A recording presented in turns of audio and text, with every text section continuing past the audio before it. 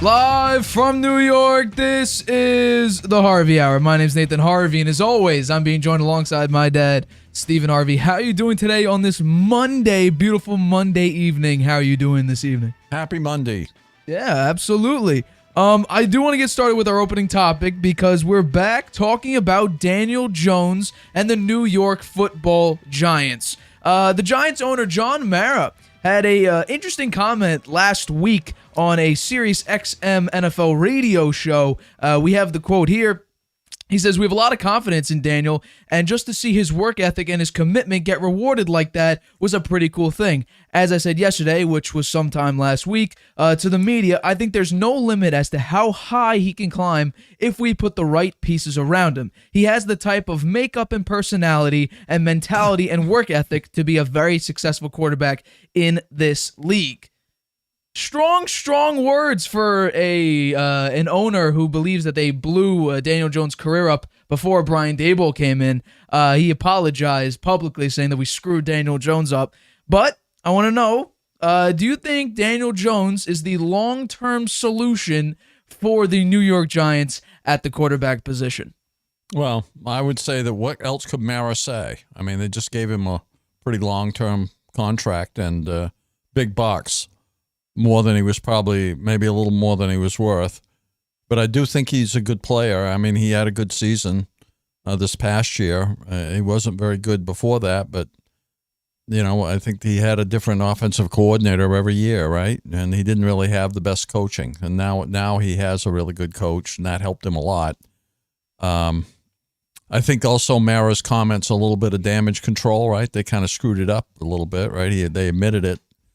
They should have given him the fifth-year option. They could have had him for a lot less, probably. So, it remains to be seen. I mean, the sample size of his great play is pretty small, 1 year. Whether he's the long-term solution and can be the franchise player for them for the next 7 or 8 years remains to be seen. I do not love this quote because I think you're putting way too much faith in a guy that everybody believed was a bust for, 3 out of the 4 years or whatever they're at now. I don't think they believed he was a bust the first year. I mean, he didn't get in there until a few games in, right? And he won his first game. I think the first game he started, he did win that. If I'm not mistaken, it was the comeback against the Bucs. We were listening to the game on the way home from the Patriots game. Correct. Right? It was, I believe it was a comeback against the Buccaneers. And they won it, yeah. So I wanted to talk about Daniel Jones because Daniel Jones has a lot of assets to his game, one of which we saw recently this past season with his ability to run the football. He opened up his rookie year doing pretty badly on the turnover category and especially the fumble category. And so I decided to look at his ability to throw the football. So last year, right, he's getting paid $40 million a year. He threw 15 touchdown passes last season. So I want to take a look at, what range of quarterbacks last season was he, in? So I did from 15, 3 touchdowns up, 3 touchdowns below. I think that's a pretty fair comparison. It actually covers a lot of quarterbacks that started last year. So he had 15. So at the 12 touchdown position, you had Taylor Heineke, who played 9 games, Jacoby Brissett, who played 11, Brock Purdy, that played 5 in the regular season. You had Ryan Tannehill, who played 12, Kyler Murray, who played 11, Mac Jones, who played 14, Matt Ryan, who played 12, Marcus Mariota, who played 13, and then now we're talking about every quarterback that has more touchdowns above him. That was all at 15 or to 12. Above him, Jimmy G, Russell Wilson, Lamar Jackson, Justin Fields, Davis Mills, and to round out 18 touchdowns last year was Andy Dalton. I'm going to stick to my guts and say that Daniel Jones is he's a more athletic version of Jimmy Garoppolo because he doesn't have a great arm. He doesn't really take the big shot down the field. Is he more athletic than Jimmy Garoppolo? Absolutely. I don't want to hear this thing about total touchdowns. When it's all said and done, it comes to how well can you throw the football. It doesn't matter how athletic you could be. Not many mobile quarterbacks are extremely successful. You had one phenomenal running Cam Newton. Mahomes isn't he's an athletic quarterback. He's not a mobile quarterback. Lamar Jackson. Where's his success? No, he won the MVP. Unanimous MVP. That was 3 years ago. What have you done for me lately? He made the playoffs a couple seasons, 2 seasons. And he looked horrible in almost every single playoff game. He won 1 game. He's 1-3. Yeah, well. In his MVP season, he played a horrible playoff game. I think he completed not even 50% of his passes. And Michael Vick had no major success. He was a great. He made it to the Super Bowl. Did he? Yeah, he was in a Super Bowl. Which one?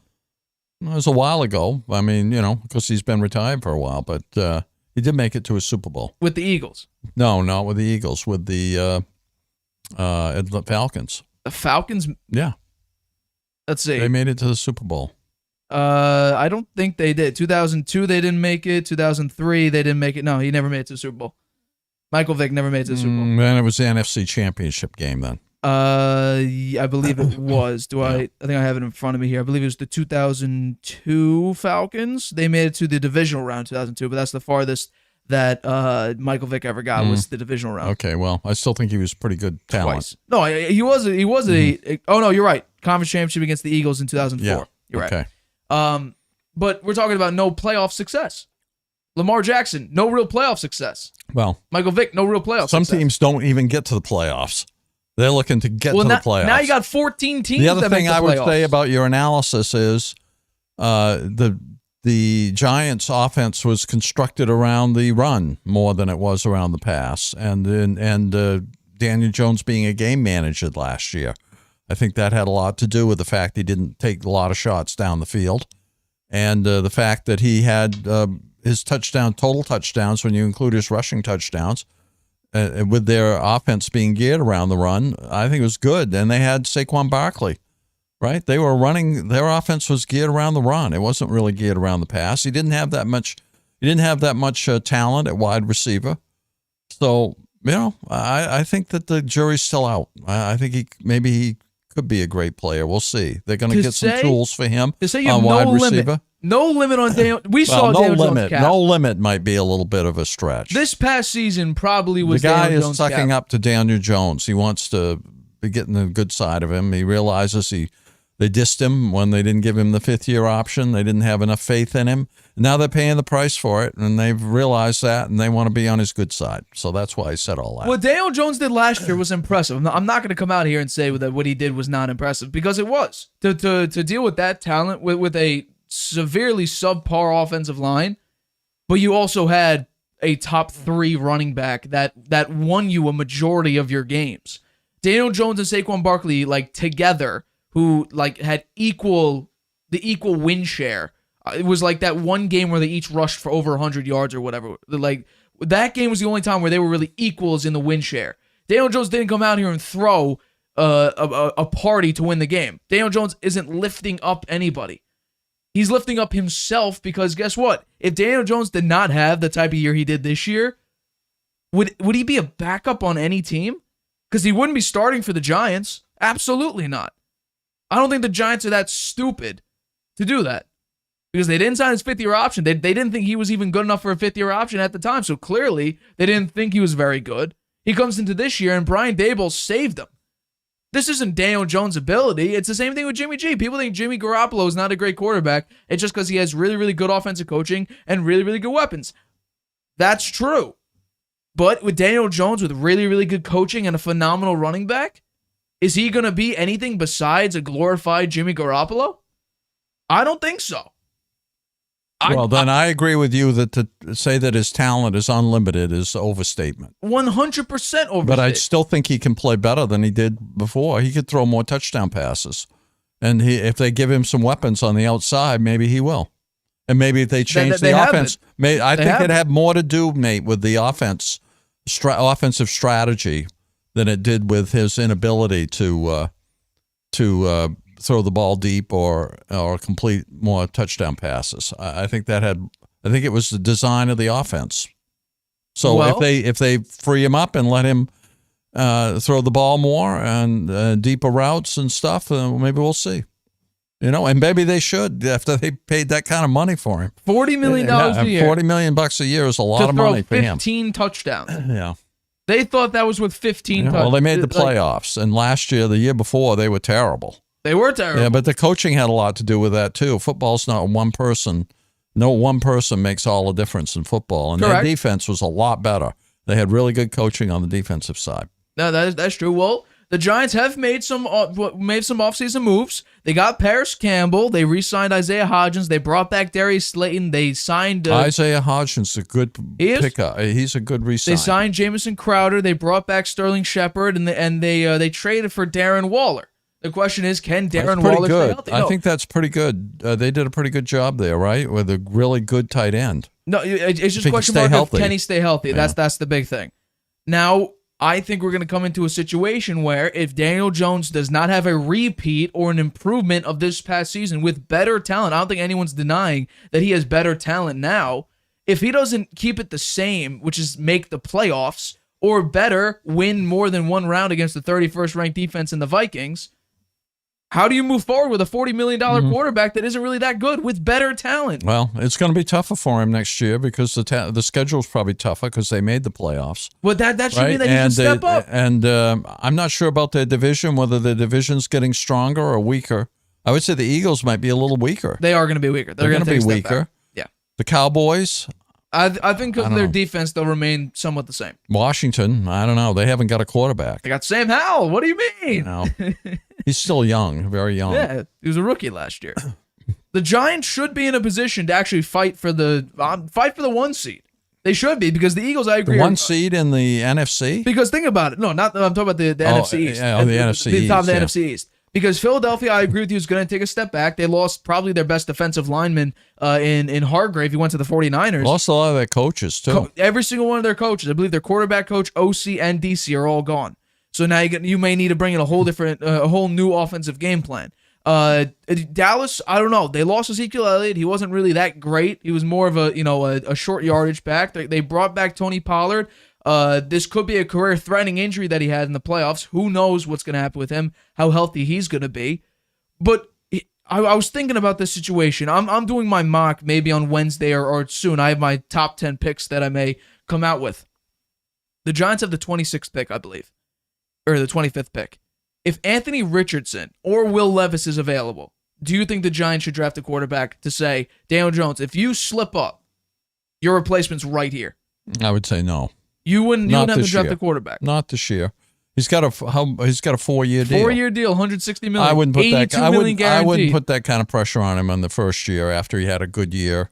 He just gets his new contract. I'd give him a year before I would consider that. I mean, if it's a terrible year, then yeah, you got to go there. You got a couple quarterbacks. You got to think about going after another quarterback. But I think based on his work in last year's season, and what they've given him for a contract, I think they give him a year grace period here, maybe 2, to see how he does.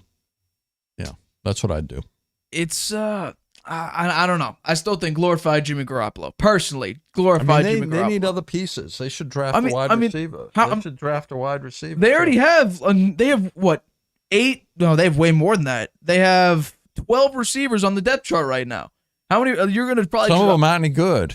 I mean, I think they kept David Sills on the roster. They brought back Sterling Shepard. David Sills, who the hell's he? I never heard of him. He's a depth guy, barely plays. They signed a bunch of them. They signed 3 starters, 1 guy that's great in the locker room, another wide receiver like 4 in Jamison Crowder.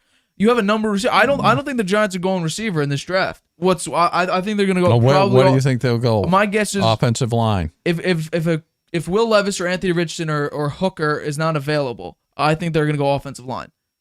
I don't think they're going to draft a quarterback, Nate. They should. I'm telling you, Oh. with the talent, with the athleticism of Anthony Richardson.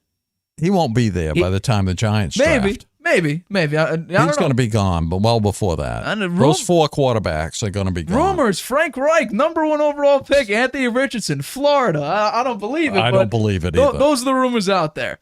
I do want to get into our next topic, though. We're talking some NBA. We're going to the association. Last night, the Suns played the Thunder. And KD making another return home to the OKC Thunder, he played with them for a number of years. Also, he played for the Seattle Supersonics, I believe the last 1 or 2 years that they were around before they moved to OKC. KD, in 1 or 2 games back from his injury, he now moves to 6-0 as a member of the Phoenix Suns after a 35-point performance in a 128-118 win. His first game back, he was pretty rusty. I think he shot like about 30%, give or take. And in this game, shoots 13 of 21, 3 of 7 from 3, 35 points, 5 assists, 5 rebounds. Not bad. Yeah, 5s all across the board. DeAndre Ayton had a pretty good game. He dropped 19 and 11 rebounds. Chris Paul, 16 points, 8 assists. And Devin Booker cashed in with 22 points and 10 assists. Here's what I think the difference in that game was, okay? Yeah. And this is where the Suns, in my mind, put themselves in an elite category. Okay. Okay, and a chance to get into the finals and have a good shot to win it. The assist number, 31 assists, right? Yeah. And Oklahoma City had 21. That was the difference in the game right there. Those assists, the turnovers, personal fouls, and the rebounds favored Oklahoma City, but they were distributing the ball, and they've got the players to do the scoring, right? Durant, Chris Paul, Ayton, and Booker. They keep distributing the ball like that, and those guys hitting their shots, then I don't see how they can be beat.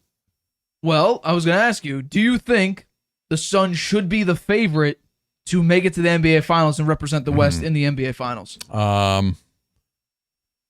If they keep playing like this, and now Durant has been back 6 games. Well, he's 6-0. No, I think this is his second or third game back from his previous injury But they haven't lost a game when he's played. When KD's been on the Suns, they're 6-0. Yeah, well, if he can stay healthy, then yes. In KD's last 25 games, I believe, he's lost 2 of them, I believe. I think he's 23-2 in his last 25, averaging about 30 points a game, shooting almost 60% from the floor. It's ridiculous. KD, if he could stay healthy, not only do I think that they could win the West, I think they should be the favorites no matter who they play in the NBA Finals. That's my take on that, because if you're telling me that I get a healthy KD who the last 25 games is averaging near 30 points a game and shooting basically 60% from the floor, and I also get a healthy Devin Booker, a healthy Chris Paul, and a healthy DeAndre Ayton, those 3 players right there have already made it to an NBA Finals about 2 years ago. Yeah. And lost in 6. They should make it. I think they should make it. I think that will be in the West Finals. I think it'll be the Warriors against the Suns. That is crazy. Wow. That's what I think. I don't know about that, but if the Suns, I think right now, if you have a healthy KD, that's the big question of how healthy can he stay. He's missed a number of games. How healthy can Devin Booker be? He's missed a number of games. His last injury, though, was freak. I mean, he was just warming up, and he turned his ankle. Twisted his ankle, yeah. How good can Chris Paul be? He has his peaks. He doesn't have to be He doesn't have to be that great. He can be the distributor and the quarterback. He doesn't have to be the big scorer. Right. And then DeAndre Ayton, can DeAndre Ayton be that anchor down low? That's going to be the big question. Well, he had 11 rebounds in this game against the Thunder. Right. So if you're telling me I have those 4 players healthy, not even really at their peak, just healthy. And distributing the ball, getting those assists, how can they be beat? I think not only should they be the favorite to win the West, they should be the favorite to win the NBA Finals. Yeah. I don't care if it's up against the Celtics, the Bucks, the 76ers, whoever you want to put in the NBA Finals. The Celtics would probably prefer to play the Warriors again than play the Suns the way they're playing. Well, right now, I would 100% guarantee it, but I don't think the Warriors are going to do nothing. You don't think so? Well, we're going to talk about it. The last topic of today's show. We got a few topics to go before we talk about the Warriors, but I mean, KD has been absolutely phenomenal this season. He's well rested. He hasn't played much. And I mean, those 25 games, most of them include playing in Brooklyn with Kyrie Irving. Kyrie Irving now with the Mavericks. Doing nothing. They're now a whole game out of the play-in tournament. I think I have the standings here. They made a huge mistake getting him. Yeah. Look at the standings. The Mavericks right now with Kyrie Irving, who, him and Luka go on and off 40-point games, they're a whole game out of the play-in. They're behind the Thunder and the Timberwolves, the Pelicans without Zion Williamson, the Lakers. The Lakers have seen a resurgence since getting off Russell Westbrook, who he's had a couple of good games with the Clippers recently. But without Russell Westbrook, the Lakers are now jumped into the 7 seed. And we said, is LeBron back yet? LeBron's back. He's playing all right, not LeBron level, but he's being more of a distributor. He is. And Anthony Davis had a great game last night. But if you're telling me that KD right now, they're at the 4 seed, they're not jumping into the 3 seed, they're not jumping into any seed above where they are. You think they might make it? The Lakers could get into the 6th seed. I think there's a pretty good possibility with the Warriors' last 2 games, on the road. Last 3 games, 2 of them being on the road. I think the Warriors may drop into the play-in, maybe. But if you're telling me that the Suns right now would play the Golden State Warriors, I think the Suns would obliterate the Warriors, hands down.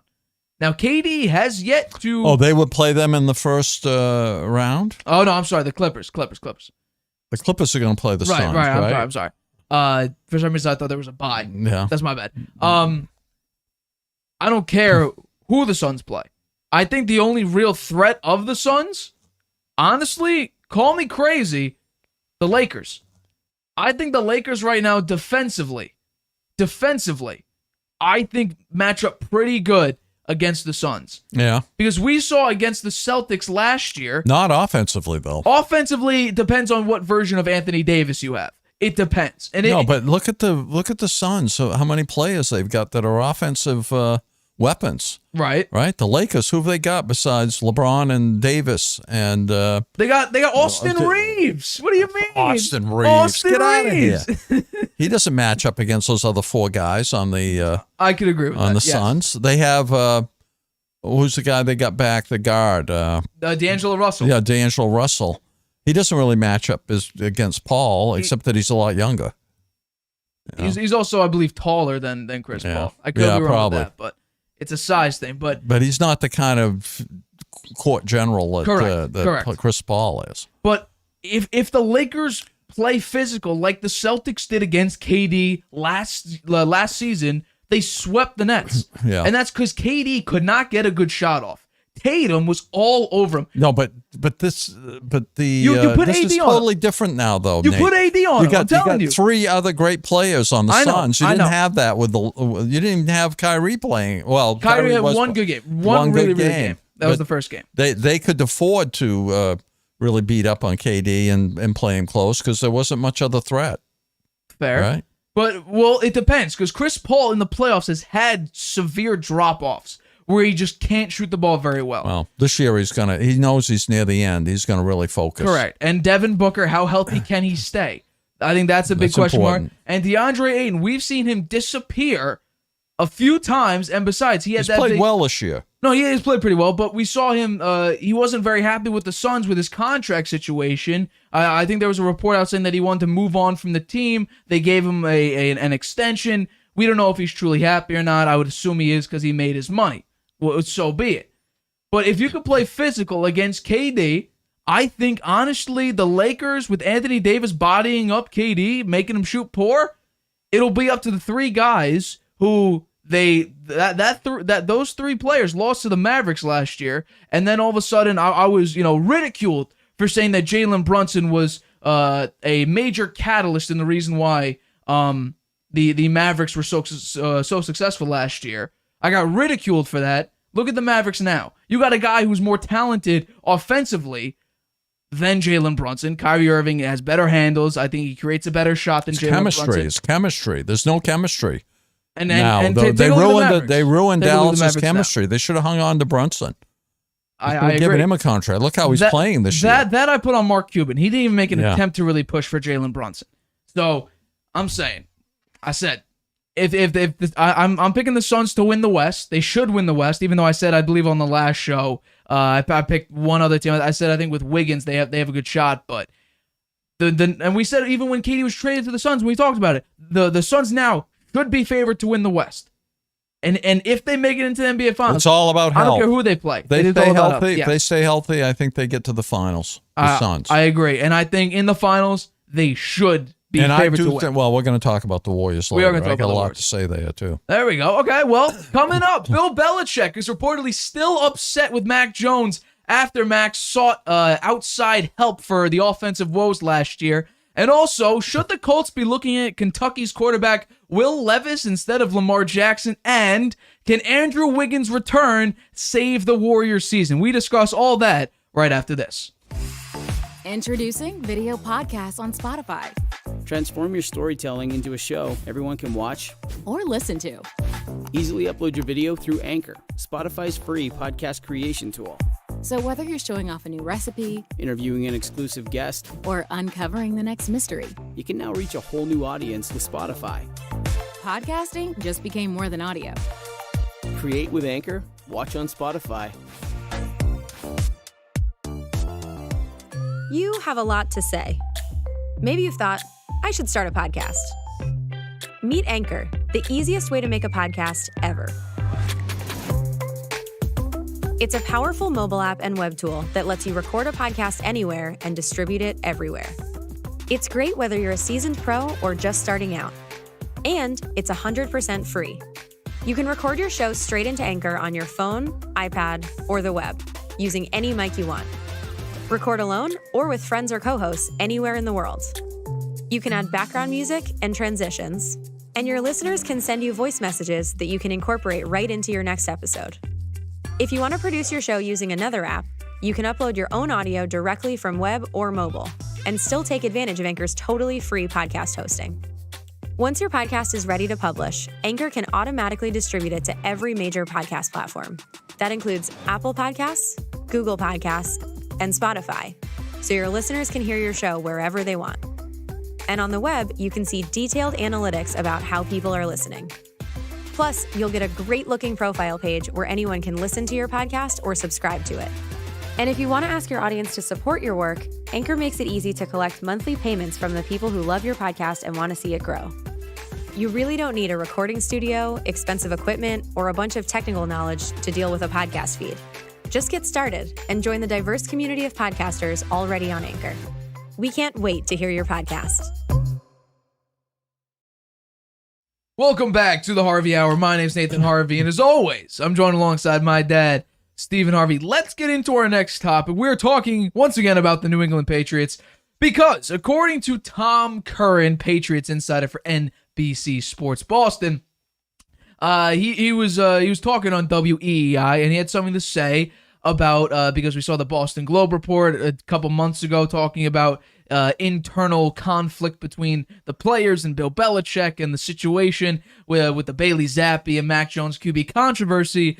And Tom Curran had this to say, quote, "As we know, a disloyalty in Bill's mind is almost worse than a bad play. Mac, even though you could say it's ironic because he's trying to get better and he's wondering, are we supposed to be doing it in this way? And he's asking around the football world about it. That effort to improve was showing up in the Matt Patricia, Joe Judge contingent that Bill put in charge. When Bill caught wind of it, he's still pissed about it. I think how well they're going to be able to bury the hatchet on Mac's perceived and presumed disloyalty is that it's going to be interesting to watch. And does Bill O'Brien rectify that, or is Bill still itching to teach the kid a lesson?" Very interesting that the Patriot insider Tom Curran had to say. So, the big question, since we're both Patriots fans and we want to see a better season than last year, can this grudge that Bill Belichick apparently still has affect the Patriots' performance in the 2023-2024 NFL season? I think it could because I do think Bill Belichick, when somebody does something bad and he doesn't usually forgive them. Yeah, he hasn't, right? And that's evident in some of the trades or not re-signing players that has happened, right? Over a number of years with the Patriots. So I think it's bad for Mac Jones if Bill Belichick is not on your side. I don't think that's good for him. And I don't know, maybe Bill O'Brien, if he thinks that Mac Jones really is the real deal, he's going to have to talk to Belichick about it, and they're going to have to try to resolve it somehow, because if that grudge is there and present in the season, that would affect, I don't know, if I were the quarterback, that would affect me for sure. You know, the head coach is not in my corner. I would be upset by that. But I do think that there's going to be a quarterback competition in the preseason between Zappi and Mac Jones, and we'll see how it comes out. I have been thinking about this a lot because I think I'm back and forth between can Belichick get this back? Can he turn this ship on course? And Brian Hoyer was released this offseason, and now there's a report out saying that Brian Hoyer wasn't on board with the Matt Patricia, Joe Judge experiment. And that's probably why he's not on the team anymore. Well, that might be part of it, but I think the real reason is that Zappe showed that he could be the backup. Right? Zappe, he played well enough to be the backup. But Brian Hoyer is that veteran. He's the leader. He's the veteran mind. Teaching Mac Jones and maybe Bailey Zappe how things work. He's had, 2-3 instances with the Patriots now? And now all maybe of a sudden they feel get rid like of him? after a year, after 2 years for Mac Jones, that's enough. He'll be coming into his third year. Zappe, I'm not so sure whether they feel he needs more mentoring by somebody, by another quarterback, a veteran quarterback or not. I don't know. They're paying him $1.4 million to not be on the team. Oh, really? He gets paid $1.4 million? He gets paid $1.4 million to not be on the team. I think Belichick, first of all, strikes me as a guy who would hold a grudge if you go against him. Well, that's disloyalty when you go to other teams about the offense. But here's the problem I have that's with bad. Belichick. You know what? I think that's a character thing. It's something that Belichick looks at, the character of the players, and that's important to him. Well, why wouldn't I this be think positive, that's a though? character flaw of Mac Jones that he would do something like that. Why would it be a character flaw if you know the situation around you is utter garbage? Why wouldn't you try to find a solution? You find a solution internally. You don't go reach outside there the was no organization. solution. There was no solution. No, but he could have gone and talked to Belichick about it. What's he Why couldn't he talk to Belichick about it? He could what go do you think talk. Belichick You know would have what? done? This is I'm up. What would Belichick do? What would he do? He can't fire Matt I Patricia. don't know, but I think that would be a better start than going to reach out to other teams about how we can fix our offense. That's only going to upset Belichick about doesn't he can there be changes? What did he think that coaches were going to think of him for doing that? I don't think he cared. He's just trying to be Yeah, successful. well then he's suffering the reprisals for it. But think about it though. The reporters asked Belichick, "Will there be any changes made to the way the offense works?" Belichick said, "Yeah, no major changes. We're too late in the season." So what could Mac Jones have done? Mac, here's the thing. Then he should have said, "You know what? This is the way it's going to be. What it will only hurt my standing with the coaches to go outside of them and try to get some ideas because they ain't going to change anything anyway. What was good with that going to do? That was just him doing something that was kind of weird, I think, and part of his ego, I think it was an ego thing. You think it's an ego thing? I do, with Mac Jones, yeah. I think it's not giving up. You say it's a character flaw. I say it's a character strength. You're not going to just sit down and just take... But he knew they weren't going to change anything. Yeah, but He should have complained within the organization. They They would wouldn't have have done more respect for him for doing that. Well, the players have a lot of respect. That he cared and the wanted coaches things that to be better. He'd be better off complaining to his existing coaches and talking to somebody outside the organization. I don't get that. Well, you saw visually he tried to send a message saying, "This ain't working. This isn't working." Yeah, well. And that's on the coaches. If your quarterback is visibly frustrated, and then a report comes out saying that you have 10 scripted plays in the playbook for passing, and most of them are run plays or screens, that's in training camp, and it wasn't working then. You don't need... Here's the thing. If you could see that your offense is utter garbage, and then you compare it to what it just was the season beforehand, you can't say... You can't be that blind, unless you're a defensive coordinator and doesn't know how to run an offense, to say, it's okay. We're going to keep going with this. It is what it is. Maybe it'll improve. It just doesn't make sense. I think the Patriots are watching what's going to happen with Lamar and Aaron Rodgers. I don't think they're done. They're not spending the money. I don't think they're done. Belichick doesn't spend big bucks on those types of players. He rather get the Division I think II they're guy. watching. They're watching. Sometimes they have an opportunity. They see a window of opportunity and they pounce. If Lamar Jackson winds up with the Jets, Aaron Rodgers might be there for the taking without having to pay too much for him. You have to see. I was thinking about this because we've seen the Patriots laugh at teams who take a guy who like a position guy that they spend way too much money for. Juju Smith-Schuster is a perfect example. The Chiefs, he was basically their number one receiver on that team. The Patriots outbid the Chiefs.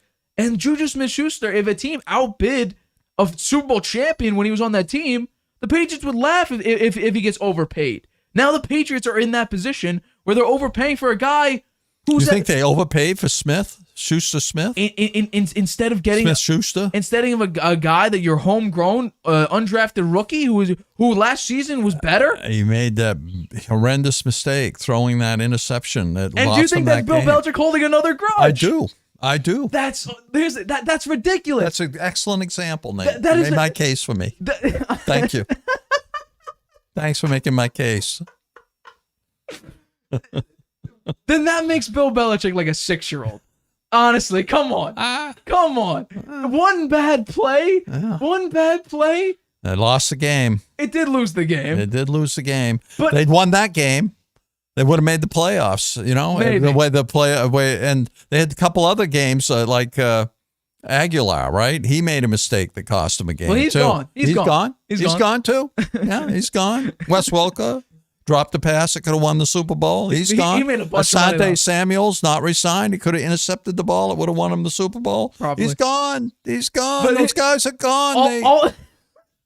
They're all gone. All these players made a lot of money though. Bill Belichick, would not have spent money on those receivers. No. Not a single chance that he's spending like what? At that time, it was like $15-20 million for Wes Welker. I think Asante Samuel made $17 million. No, but he could have had Wes Welker for pretty cheap money, right around what the Broncos offered him, which wasn't that much, really. It was like for 2 years. I think it was like what did he get? I think he didn't get that much. I don't think he got that much. It wasn't outrageous money. They could have matched it. They could have matched. All he had to do was match it. But what you think that that Belichick would hold a grudge against Jacoby Myers, who's been the most reliable receiver on the Patriots since Julian Edelman, who he loved? No, I think he sends a message to the rest of the team: don't make a mistake like that. That is crazy. Let's see. It cost us a game. Let's see. Let's see if I can get it here. 2 years, 12 million. Yeah, 2 years, 12 million. It's chump. Chump. It was chump money. Chump change. They wouldn't give it to him. They offered 11. But he left for $1 million. That's he crazy. He could actually. Why didn't he stay? Actually, he could have played with Tom Brady. Fair, right? But I don't know. Didn't the Broncos wound up beating them? Yes. In the playoffs, and Wes Welker had a cheap shot on who was the cornerback that was for the Patriots who was knocked out of that game. Can't think of his name. He just retired not long ago. Devin McCourty? No. It was on the Broncos. He used to play for the Patriots. Played for the Patriots, and then he left, I think, and went to the Broncos. Actually, Aqib Talib? Yeah, Talib. Yeah, right. Yeah, and Belichick called out Wes Welker for that hit too after that game. He didn't like Wes Welker after he dropped that pass. They could have won the Super Bowl. He didn't like him. He was gone. He could have stayed for a little bit of a discount, and he chose to leave for $1 million more. And he did play for the Patriots for a little over $3 million a year. It was like, I think it was like about $6 million a year. So he was making it because he signed a 5-year, $18 million contract. So it was about, what do you want to say? Well, I can't do quick math. That's about almost 6 million. Yeah, almost 6. 5 and some change. 5 and some change. No, it wasn't 5. Oh, no, 18 divided by 5 is more like 3.5. 3.5 million, right? Right. Yeah. I thought it was weird. Regardless. So he was playing on very, very cheap, and he doubled his contract with the Broncos. It was only for 2 years, but he did go out, and I believe he was he on that Super Bowl He could have had team? 11 million. It would have been almost double. And he chose to go. And I think the Patriots, you know what? For all he did for them, they should have matched it at least. It was only $1 million more. That's the message. That's the message, Nate. Belichick holds a grudge. And not only that, watch, he's going to hold a grudge against Mac Jones so much. In my mock draft, when I do my 11 to 20 or whatever it is, he's going to draft a quarterback. He's not going to go quarterback. He's going to go cornerback. Not a wide receiver. Not even pick on the offensive side of the football. Watch, that's going to happen. But I'm predicting he will draft a wide receiver. Not a chance. Not a chance. Well, we'll see. Okay, Yeah. we'll remember that. Absolutely. Okay, draft's coming up here just a few about weeks. About 2.5. We'll find out. I think first round is a wide receiver. Fair enough. Let's get into our next topic. We're talking about, we're talking some quarterbacks. We're talking some college quarterbacks because there's a report out saying that the Colts would prefer to draft Will Levis instead of pursuing Lamar Jackson. Quite an interesting take here. Will Levis, who is arguably the fourth best quarterback, depending on how you look at it. Will Levis, rookie, compared to Lamar Jackson, a unanimous MVP, has won a playoff game, but is exponentially more expensive than him. Right. So do you think the Colts should draft a quarterback like Will Levis or Anthony Richardson, or they're looking at C.J. Stroud, they could move up in the draft, maybe. They won't move up. Or do you think they should offer Lamar an offer sheet or subsequently trade for Lamar, whichever that Lamar situation turns out being? Which avenue do you think that they should take? They might do both. I think Levis will be there at number 4. And I think Richardson will be there at number 4, too. They both look like to be really good talents, and Levis has athletically, he's right up there, man. He's got his arm strength is unbelievable. His accuracy a little bit off, and I don't know about his the mental part of it. That's really important for the quarterback, right? Right. Yeah. So I think that we could do that and then see what happens with Lamar, right? Because I don't think Lamar's situation is going to be resolved before the draft. Correct. Right? The draft will happen, then they'll see what happens with Lamar. So they might try to do both, but I think that they probably are not going to get Lamar Jackson. Given how much money he wants. Yeah. And most people, I'd say they'll think, you know what, if we draft a quarterback number 1 and he's highly rated and the quarterback draft this year is really good, then I think that they probably think the fans will be okay with that. Could you see them, sort of the suck for luck campaign after Peyton Manning, they tanked to go get Andrew Luck at number 1. Could you see where they keep Gardner Minshew as their quarterback 1 this year and go for a quarterback like USC? They have Caleb Gardner Williams? Minshew? Yeah, he's currently the quarterback 1, I believe, on the depth chart. They traded for him, or he was he's a free agent? I believe, yeah. So do you think that they would, tank for a quarterback like USC's Caleb Williams, who's, could be the next coming of like a Trevor Lawrence, that generational talent? Do you think that they should go maybe even that avenue and stick with Gardner Minshew for a year and just and go to Jim Irsay, whoever I believe I don't know who's the head coach of the. There's a first-time head coach for the Colts, so his job is probably not up if he goes to Jim Irsay, the owner, and say, "Hey, we should tank this year, but if we get the number 1 pick, we draft a guy who could be like the next great quarterback in the league." Do you think the Colts may take that Then what would they approach? do with a number 4 pick then? Draft another section of their team. Yeah. Their offensive line was a complete mess last year. What do they have? What are the experts, quote experts, just saying about the Colts number 4 pick? What are they? They're going quarterback. A quarterback. They're yeah. going quarterback. I've seen Anthony So probably Richardson go- Levis or Richardson. I think the other 2 will be gone by then. He's okay under pressure. He's not great. He has a rocket of an arm. His accuracy could be a big question mark. His turnovers were not great, but then again, Kentucky is not really a big football He has school. leadership skills. He does. The problem that some people have that I don't necessarily see it as a huge thing, but it could be not the physical nature of it, but the ego type of it is he likes posting on social media how ripped he is. Extremely tight tank tops and everything like that to show just how physical he is, how strong he is. And some draft analysts are saying that he's too big. I don't necessarily agree with that, but I think it could be a mental thing saying, I'm working on myself. It's going to be me only, sort of like that. I could outstrength. I'm stronger than you. He had this big ego thing, and he's not that great of a quarterback. So if you were really that good, up to the level of a C.J. Stroud and Bryce Young, and you were, was he? I want to say 6'4", 230. He has more than 10.5-inch hands. So he's a big guy. Big guy. He actually fits the prototypical quarterback. 6'4", 220. He's 230. Yeah. He is absolutely jacked. But Lamar is an actual talent, a developed talent, a unanimous MVP, has made it to a playoff game, is more mobile. His accuracy, I don't love Lamar. He's also not that great of a thrower. You could pick apart one game against the Browns. I don't really care about that because overall, consistently, he's not that good. Ask any receiver in free agency, would you rather go to any other team or the Ravens? They'll choose any other team. Just going to put that out there for a second. I would pursue Lamar. I think the Colts would be very idiotic if they don't get a talent like Lamar Jackson, who's not free, but he is available. He's not a free agent, but he is available to sign. To draft Will Levis? If it plays out the way Lamar wants, he's not going to be with the Ravens anymore. He doesn't want to be with them anymore. He wants to be traded. Yeah. We talked about this ad nauseum. And we're gonna keep talking about it because it's never happening. ending. Yeah. It's never ending. Never ending so far. So he is going to be traded, apparently, because that's what he wants. Unless they can mend the bridges somehow with him, I don't know.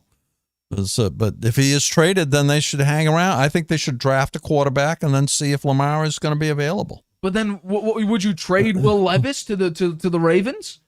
Maybe that would be one of the picks. You know, it's 2 first-round picks. That would be one of them. They send Levis to the Ravens. I mean, then there's no point in that. I'd rather just. They got to call up the Ravens and say, "Who would you like in the draft? We're gonna draft a guy. Who would you like? You know, it's not going to be sorted out before the draft's over. So who would you like in the draft? Right. And if it's somebody that they would like too, they could go ahead and draft them. Right. So I don't know. That's probably a long shot. I don't think that's going to happen, but it's an option. Will Levis likes to throw the short ball, and he's not particularly great at the short ball. Well, how about Richardson? Like right now, his quarterback comp is Jake Locker. Jake Locker. Then that's not a very good pick. It's not a very good pick. Jake Locker didn't go very far in the NFL. Did he start a game? I don't know. I don't even think he started a game. But like you said, his arm strength is phenomenal. Off the charts. Probably throw it 80 yards if he really steps into it. Really. I'm serious about that. Pocket presence could be worked on, but it's not bad. Accuracy is the big question mark when it comes to Will Levis. And whether he's really got the mental part of it, too. That's really important for a quarterback. Look at the year Brady was drafted, right? He didn't go until number 199. Before him were all these big athletes. Right. None of them amounted to anything. So the mental part of it's really big, too. What's the chip on your shoulder? Also, that has a lot to do with the competitiveness. Competitiveness is big too. I don't think Will Levis's chip on his shoulder, I don't think it's at the same level as the 3 other quarterbacks, not even Anthony Richardson. Because I think right now Anthony Richardson has heard all the noise about how he isn't that great of a quarterback right now. I mean, he crushed at Pro Day. He crushed at the Combine. Now, Pro Day and Combine aren't really that telling. You more want to see what's actually, when you play, your game film. But if you're getting compared to a Josh Allen, then you know what? You got a lot of skill then. If your quarterback comp is Josh Allen, you're clearly doing something right. Because look at Josh Allen now. With refinement, he was a top 3 quarterback in the NFL. He probably still is arguably top 3 or 4 right now in the NFL without Brian Daboll. But you go into the Colts situation, is that a good situation? We saw the offensive line last year. They dealt with injuries. They were trying to figure out, does a guard work as a tackle work as a guard, center move around? I was shocked by how poor the Colts were last year. As was I. I mean, they had the great running back. They brought in Matt Ryan, who I thought would play really well. At least better than Carson Wentz. Yeah, right. And you had to go 15-2. They were awful. You had to go 15-2. That was how bad was that for a pick, huh? It was pretty bad. They were awful. They almost went 2-15. It was bad. I had it backwards. They gave up that 33-point lead against the Vikings. Unbelievable. It was absolutely shocking. But so you would say draft a quarterback, but still pursue Lamar Jackson. Yeah, I'd be maybe watch it. Watch what unfolds, and if you see an opening, then you might make a move. But you would say I think it makes sense to draft a quarterback because Lamar's situation is not going to be resolved before the draft. I don't think. Fair. They're going to go through the draft before that's resolved. So the Colts could be left with just Gordon Minshew, right? And the fans are not going to be that happy with that. So they'd be better off saying, well, Gordon Minshew's played enough so that he could be a mentor for whoever we draft, and that's the future, and the fans will be okay with that, I think. But if they wind up with just Gordon Minshew, I think the fans are going to be annoyed. Do you think it'd still be a job well done and a good idea if they do what you say, draft Will Levis, but not pursue Lamar, just keep a little bit of a closer eye? Because they outwardly said that they're not going for I it. think that's okay. Because Lamar he's unreasonable in what he wants. I agree. It's unreasonable. I don't think anyone's going to give him that. He's going to have to moderate his demands to make a deal with anybody. He's going to scare off the rest of he's scared off. Absolutely. His public relations has been a disaster. Right. Total disaster, and that's why he needs to get an agent. I agree. To help him. Because an agent only takes 3%, okay? At most. That's peanuts compared to the money at he's the got. most. And that's peanuts compared to what he's going to get.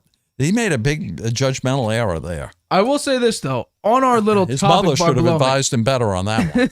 On the little topic bar, I will say Lamar does look good in a Colts jersey. I will say that as a jersey swap. Yeah, he would look good. I do think Lamar looks pretty good in that Colts jersey. But I mean, Will Levis, he'll just need to basically invert the colors and he'll have the exact same jersey. Yeah. At least with that one. I mean, they have the same colors, but I think I predict Levitz is the pick of the Colts. I think they should pursue Lamar, and I think the telling thing will be what's their draft pick. If they draft anything else besides a quarterback, you know they're going for Lamar. Or they're idiots, but we'll see, depending on how low their draft pick will be, to pick up like a Caleb Williams from USC.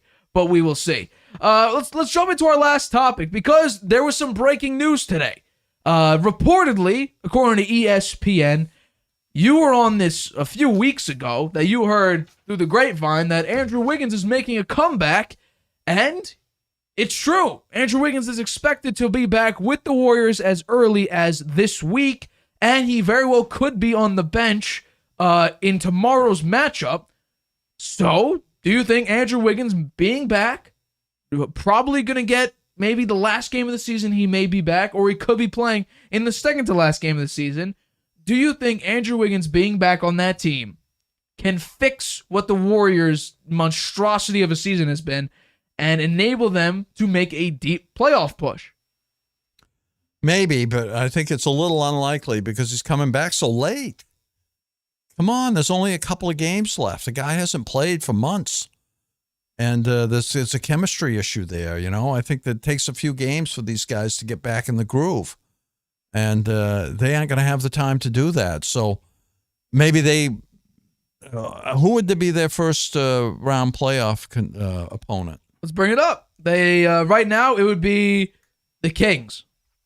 Yeah, that's going to be tough. You know, they can't fool around much with the Kings. Right. Kings have had a very good season, right? And it's going to take them a few games to get their chemistry back together. How about Gary Payton Jr.? Is he back yet? He's back yet. Okay, so you get Wiggins and Gary Payton Jr. Right. They find the chemistry really fast. Then I do think the Warriors can make a deep playoff run. I still don't see it. The last time Andrew Wiggins was on the court was February 13th. He hasn't been here in over 2 months, or about 2 months. The problem was that they were still, I think, 5-13 on the road when Andrew Wiggins was still on the team. Now, they didn't have Gary Payton. That's perfectly fine. Gary Payton was a great defensive asset last season. I think they picked up their game, though, overall. The players that have been there recently, they played better. I think they played better. Well, when you lose last night, or was it? I believe it was last night, to a Nikola Jokic-less Denver Nuggets team, and you have that wasn't good. I admit. You have Curry and Klay Thompson combined for 7 of 30. You know you're not doing too well. Wow. That's from 3, by the way. Yeah. They each shot 28 total shots. Curry made 8. Klay Thompson made 9. They combined for 46 points. They can't. They like these games are like they shot 21% from 3 as a team. That's horrible. You're not going to win any games. I don't care. Let's bring up the sayings again. Well, that's why they lost. I don't care if it's any team on this list well, I guess it's on the graphics. It's to my right. I don't think you can beat any one of these teams if you shoot 21% from three. But that's true. But also, the turnovers and the personal fouls screwed them up too. Right? They had 15 turnovers. They always foul. They only lost by 2. Okay, they had 15 turnovers. Denver had 11. So there's some points, right? And personal fouls, they had 22. Denver had 17. So there's more than 2 points in those two statistics, right? There's probably 10 points in those two statistics. They need to play better defense. They need to control the ball, handle the ball better, and they need to watch out on their fouls. Well, there's an increase in turnovers, a 9% increase in turnovers from last year. They're ranked 29th in turnovers. Yeah, well, that's a problem. 27th in personal fouls committed. And what I've been saying all year, they're a small team, and because they're a small team, they don't have a big guy to constantly get fouled. They're 30th in free throw attempts. So they're not going to the line. They're fouling constantly. They're turning the ball over constantly. If they don't shoot the three, because they're 4th in three-point percentage, 1st in three-point attempts. They average 43 three-pointers attempt. But if you miss your threes, I think those statistics are all very valid. I think it's important. Okay, very important. The team did win the NBA championship last year against a very good team in the Boston Celtics, True. Right? And basically, they have the same team headed to the playoffs this year, right? It's basically the same team. Relatively the same team, right? Who are they missing? Iguodala, he hardly ever played. He doesn't play. Otto Porter Jr. Otto Porter Jr. Well, I don't think he's a big piece. Okay? I mean, look at it now. Yeah. You also got they got basically the same team. True. Yes. They got a great coach. That's okay. true. They should be able to step up in the playoffs and play better. You would expect that. Yeah. Those are all the things you mentioned that they're terrible at this year. They are things they could do better at, right? Turnovers, they could do better at that. Right. Fouling, they could do better at that. Yep. Right. So 3-point shooting, that game the other night, that's an anomaly. Generally, they shoot pretty well 3 points. That is true. Where do they rank this year in 3-point shooting? In 3-point percentage, they're 4th. 4th. So they just had an off night. Well. So I have a soundbite I want to play. This was Steve Kerr post game after they were up by as much as 15 and ended up losing by 2. This is Steve Kerr in the post game conference. Middle of the second quarter, we had total control of the game, and we stopped playing. We just lost our focus at both ends. Gave up a ton of offensive rebounds, missed box outs. Offensively, had several mindless possessions in a row, throwing the ball away. A bunch of shot turnovers, just bad shots. I give Denver a lot of credit. I thought they played really well defensively, but we had control of the game mid-second quarter and just handed that back to them, and then it's a game, and we gave them life, and they took advantage of it. From mid-second quarter until those last 4 minutes, we were mindless out there. We weren't tough enough, not disciplined enough, and ultimately didn't deserve to win the game. That's what I'm saying. That's an honest coach. I like that assessment. He's very frank in his assessment of the team. He doesn't pull any punches. I think he's a great coach. Here's something that I heard, and I think actually, as crazy as it may seem, I think I think this could happen. Jordan Poole was supposed to be the next coming. He was supposed to step right in when Clay and Curry are 1 foot out the door and gonna retire. Jordan Poole is supposed to be that next guy, the third Splash Brother. He keeps getting his minutes restricted. Dante DiVincenzo, who is a small guard who can play very inconsistently, had almost double the minutes, 32 minutes to 20. So for this one game, for this one game. But Jordan Poole, he's been inconsistent basically throughout his entire career, especially this season. We all remember the punch that was thrown. Draymond Green punched Jordan Poole. That had an impact on their season. I continue to think that and say it. I agree with you. But I think Steve Kerr... I feel bad for Jordan Poole on that, Well, I don't think that, Kerr, you know what? He probably thinks that the team didn't step up for me on that. Well... What happened to Draymond Green as a result of throwing that punch and hitting the guy? He got nothing. They didn't do anything for him. And he got fined. They showed when it happened, the players are just standing around. Right. They didn't do anything. Right. How does that make Poole feel? That's a good question. Yeah. But I do think Steve Kerr knows what his team is. His team runs through Steph Curry and Draymond Green. He would back those two guys up because Draymond Green is, probably the best defensive player on that team. Regardless if he's 6'6", he will take on a Jokic, he'll take on a KD, he'll take on a Jason Tatum, and disrupt them for probably 85 to 90% of the time, disrupt the game. He's also, in large part, an offensive catalyst. Get the ball moving. You see a lot of the possessions. He gets the rebound, he's pushing it up the field with a lot of speed, getting the offense going. Curry, we all know Curry is the best shooter in NBA history. One of the best point guards in NBA history. Whatever you want to say great about Steph Curry, that's what he is. Klay Thompson, he's dealing with injuries, hasn't been great. He's been better than he was last year, a little bit better, at least shooting. He's not the great defender. Steve Kerr, I believe, still has a little bit of faith in him. I could see going into next season, I don't care what people say about the extension that Jordan Poole got. I think if Jordan Poole does not get a bigger role, especially in the playoffs, look for the Warriors to move off of Jordan Poole. Oh, yeah? Get some picks back. And try to find another talent because I think Steve Kerr will stick by. Curry's You know what? Poole might be happy to leave. He may be. Yeah. Draymond Green is asking for a big contract. Team Curry didn't still have got his 3 back. years. Team didn't have his back when he got punched by Draymond Green. I don't know. Well, maybe what did he say to him? Did he say something? He must have said something. They were talking back and forth, and then I don't know. There wasn't much that came out about Jordan what Poole was said. pushed him, and then Draymond Green socked him. Basically, not. It was a No, but Green a hell of a punch. Green was in his face. Yeah, no, he got in his face. Jordan Poole pushed him off, and then Draymond Green hit him with a 1-2, and he was out. But I honestly think, because I think Steve Kerr, I don't think he's on the hot seat. I don't think he's anywhere near a hot seat. Absolutely not. I think he knows Curry's probably got 3 to 4 more good years. Probably 2 of those are really great. I think Draymond Green, they're going to have to deal with a contract situation whether or not they're going to let him go. Klay Thompson, he's not the defender he once was. I would probably give him 1 or 2 more really good years. They have to bring somebody in. I think they do need to bring somebody in, Yeah. and how can you maximize that while Who would keeping... they bring in? Who do you think they should bring in? I haven't even given that. I haven't given any sort of thought. I just thought, sort of briefly, and I thought it was interesting that to get the most, like you said, they need a talent. To get probably the highest quality talent without giving up your core 3 players or most of your future, Jordan Poole. He's a relatively good shooter. He was supposed to be the next Curry and Klay Thompson. He was supposed to be the 3rd Splash Brother. Has been playing great this season. I mean, he shot 13 shots, 17 points in 20 minutes. That's really good.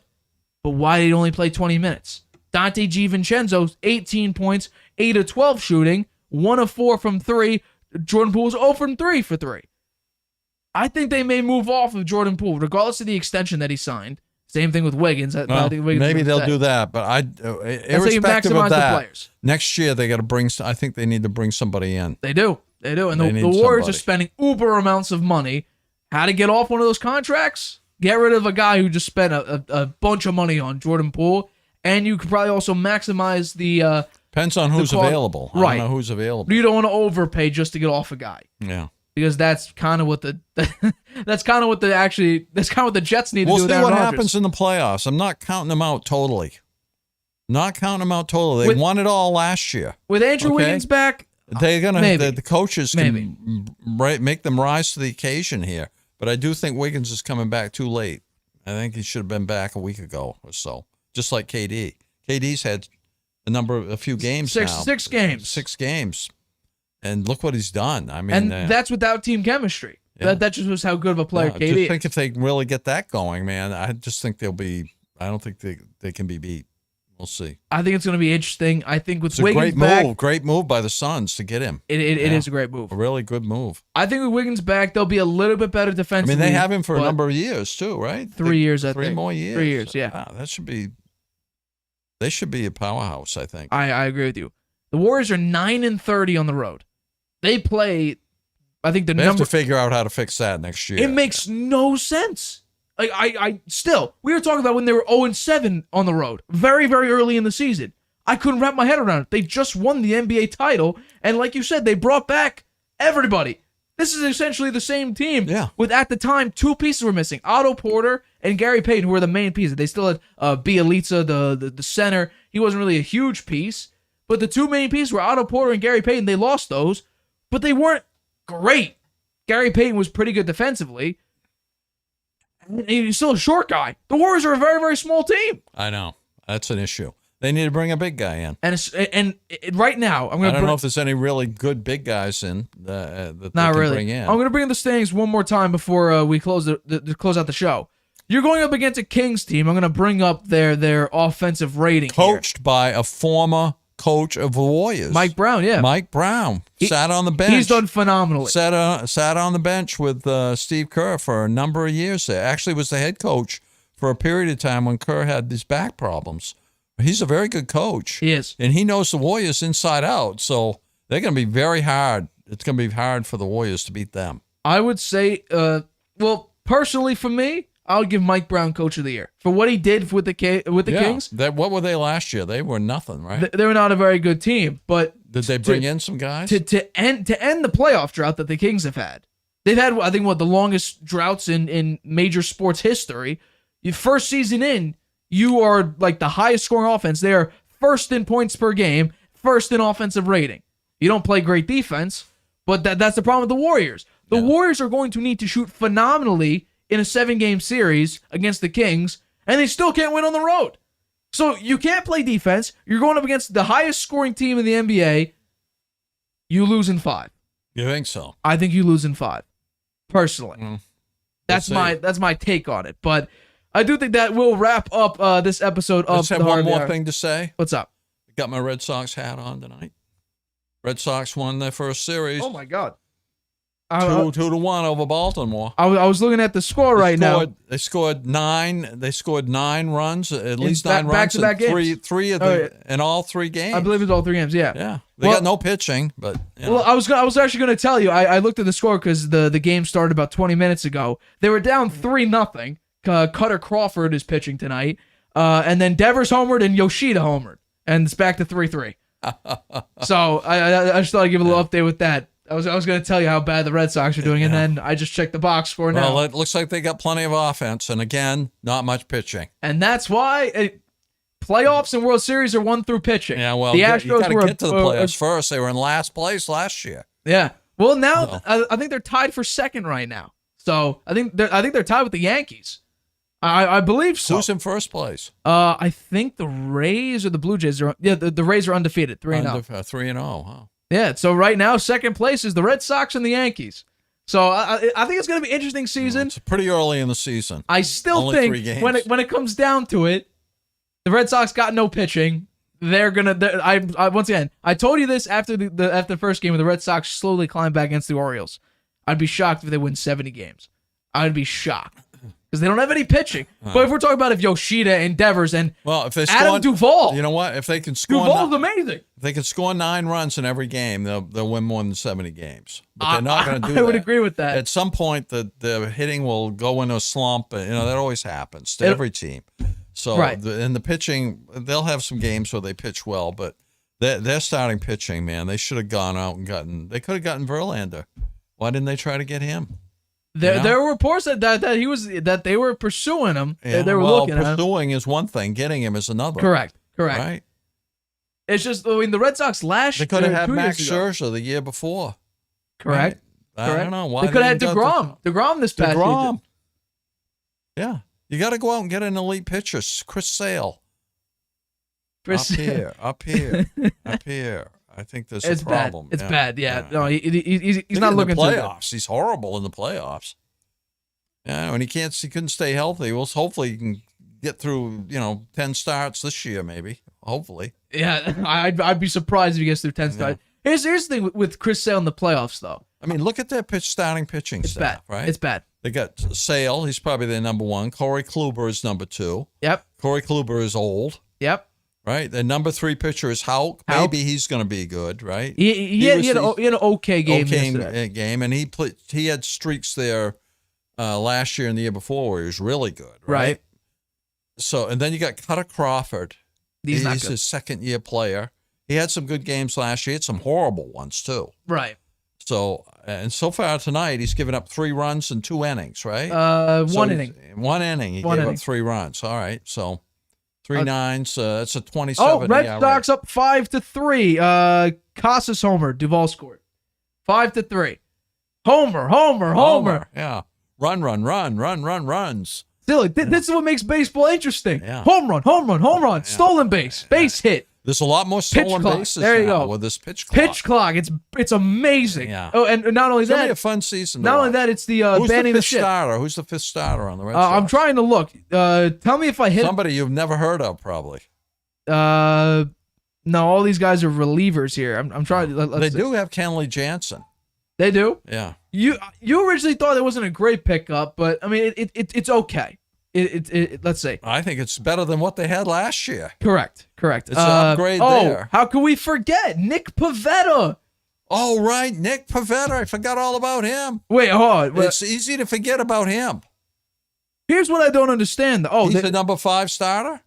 The crazy thing when I'm looking at this, I thought it was a weird depth chart because Garrett Whitlock, I completely forgot he's still on the team. He's on the IL right now. Did they think he was going to be a starter this year? Their 5 starters, including injuries, is Sale, Kluber, Pivetta, Whitlock, and James Paxton. That's their 5 Is starters. Paxton, is he playing now? He's still on the IL. He's still on the IL. He was on the IL all last year. So a whole year. Houck is not a starter. Technically, he's not a starter because he's not on the 5 list. Yeah. And the 5th guy, Pivetta, I guess plays tomorrow because I think Cutter Crawford replaces Paxton. Yeah, I see. And Pavetta's the 3rd starter. All right. So well, Paxton, and why did they sign him up when he can't play? It makes no sense. He's been out over a year now. The Red Sox strategy this year makes literally zero sense. They try to get these retreaded guys, and they think there's glory left. Right. You know, and maybe I like Justin Turner, and I thought he was a good, but he's in that vein, right? He's 38 years old.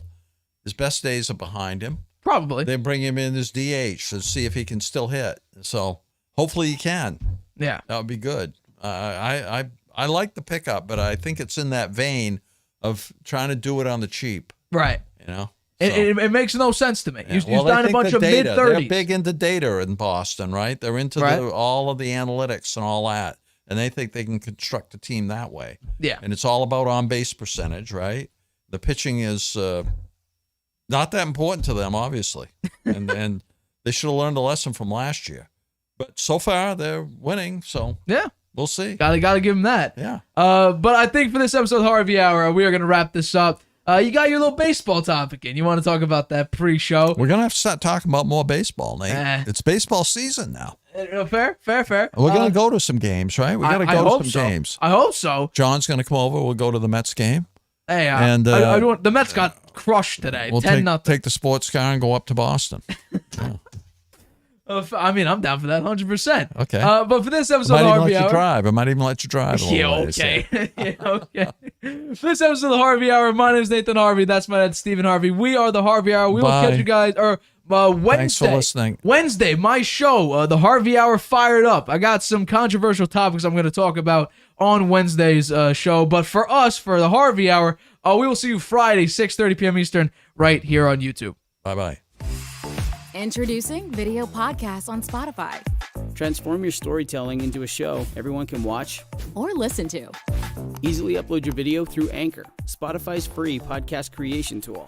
So whether you're showing off a new recipe, interviewing an exclusive guest, or uncovering the next mystery, you can now reach a whole new audience with Spotify. Podcasting just became more than audio. Create with Anchor, watch on Spotify.